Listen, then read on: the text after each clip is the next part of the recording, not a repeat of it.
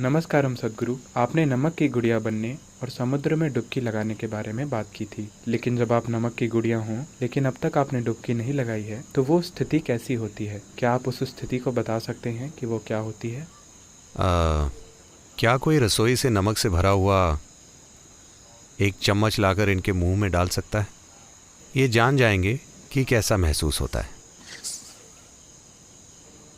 नमक सिर्फ तभी अच्छा होता है जब इसे किसी चीज़ में थोड़ी मात्रा में मिलाया जाए, सिर्फ तभी जब वो घुल जाए। अगर आपको नमक का एक बड़ा टुकड़ा अपनी सांभर में मिला है, अगर ये घुल गया है सिर्फ तभी ये अच्छा है। ये घुल गया है, अगर समंदर के साथ नहीं तो कम से कम सांभर के साथ।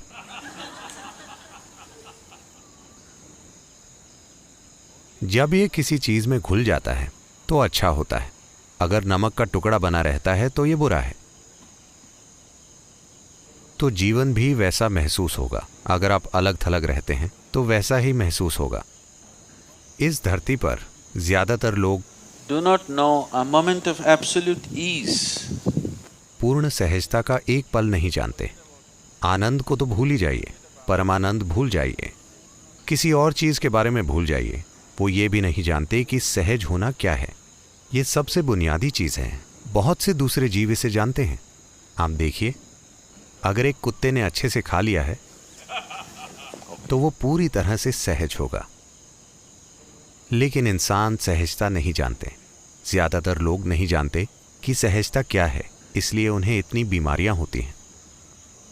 हाँ, बस यहां यूं ही बैठ पाने के लिए, बस यूं ही बैठने के लिए नहीं, हमेशा उथल पुथल जारी रहती है। तो जीवन ऐसा ही होगा, क्योंकि आप नमक से बहुत ज्यादा भरे हुए हैं। आप जानते हैं कि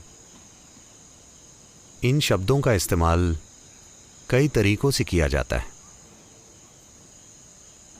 जब हम नमक कहते हैं तो ये एक तरह से सार है। अगर आप कहते हैं पृथ्वी का नमक, इसका मतलब है कि आपने धरती का सार तत्व ले लिया है।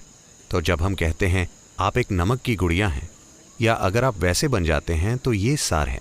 फिलहाल आपके व्यक्तित्व का सार बस आपके विचार, आपकी भावनाएं, आपकी राय, पूर्व धारणाओं का एक बंडल है जो आप ढो रहे हैं। ये आपके व्यक्तित्व का सार है, और ये आपके कर्मों से जबरदस्त रूप से प्रभावित है। आपकी याददाश्त ही आपको वो बनाती है जो आप हैं।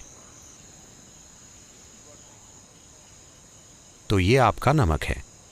आपके व्यक्तित्व का सार बस वही है जो आपको कल या पिछले पल के बारे में याद है। अगर हम आपकी याददाश्त को बस आपके मन से ही नहीं, बल्कि आपके शरीर सहित सभी स्तरों पर मिटा दें, अगर आप सारी याददाश्त मिटा देते हैं तो कहीं भी व्यक्ति जैसी कोई चीज नहीं होगी। अगर कोई व्यक्ति नहीं हो तो बस जीवन होगा। अगर सिर्फ जीवन है, अगर आप जीवन के बस एक अंश के रूप में यहां बैठते हैं तो आप जीवन के रूप में धड़केंगे। अगर आप जीवन के रूप में धड़कते हैं तो आप तुरंत अनुभव करेंगे कि जीवन पूरे अस्तित्व के साथ तालमेल में घटित हो रहा है। कभी अलग से घटित नहीं होता, क्योंकि ये अलग नहीं रह सकता है, और ना ही ये कभी अलग रहा है। हमेशा हर चीज के साथ एक होकर रहा है। ये सिर्फ आपका व्यक्तित्व ही है जो अलग घटित हो रहा है। यही नमक है। आपके विचार, आपकी राय, आपकी फिलॉसफी, आपकी विचारधारा। जब आप अपने विचारों को जटिल कर देते हैं तो ये एक विचारधारा बन जाती है। आपकी भावनाएं जो उसी चीज की एक और अभिव्यक्ति हैं, आपके पूर्वाग्रह उसी चीज की एक और अभिव्यक्ति हैं। वास्तव में आप अपनी याददाश्त में निवेश कर रहे हैं, या असल में आप उसमें निवेश कर रहे हैं जो मर चुका है। आप मुर्दा घर को संभाल रहे हैं। आपका धंधा मुर्दों के साथ है।